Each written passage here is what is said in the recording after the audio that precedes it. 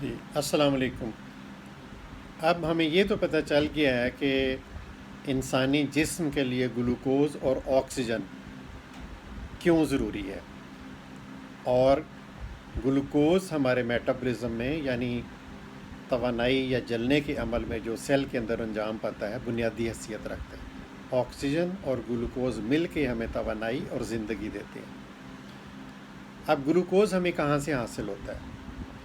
ہم جو بھی خوراک کھائیں، چاہے وہ لحمیات ہوں یعنی پروٹینز، گوشت، انڈا، اور اسی طرح کاربوہائیڈریٹ، سٹارچ یعنی نشاستے والی چیزیں، اور آئلی چیزیں، فیٹ، چکنائی، یعنی جو بھی چیز ہم کھائیں گے نظام انہضام ہمارا یعنی معدہ اور آنتیں اس کو ہضم کریں گے، اس کو توڑ کے ایک سادہ شکل میں وہ اس کو ہضم کر لیتی ہیں، یعنی پروٹینز کو توڑ کے وہ امائنو ایسڈز بنا دیتی ہیں، اسی طرح کاربوہائیڈریٹس کو توڑ کے وہ گلوکوز میں کنورٹ کرتی ہیں، اور اسی طرح جو فیٹ ہے، چکنائی ہے، اس کو فیٹی ایسڈ میں بناتی ہیں۔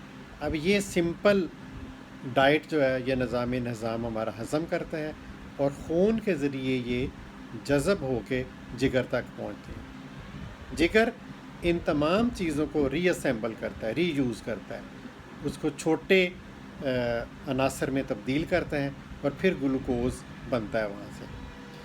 اور جو فالتو گلوکوز ہوتا ہے جو ہماری توانائی میں استعمال نہیں ہو رہا ہوتا، اس کو دوبارہ سے چکنائی کی شکل میں یعنی فیٹ کی شکل میں ہمارے جسم میں اس کو محفوظ کر لیتا ہے۔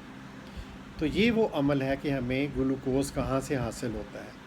تو پہلے ہم نے یہ سمجھا کہ ہمارے جسم کے لیے گلوکوز کیوں ضروری ہے، اور یہ گلوکوز کہاں سے حاصل ہوتا ہے، اور ہماری خوراک گلوکوز میں کیسے تبدیل ہوتی ہے۔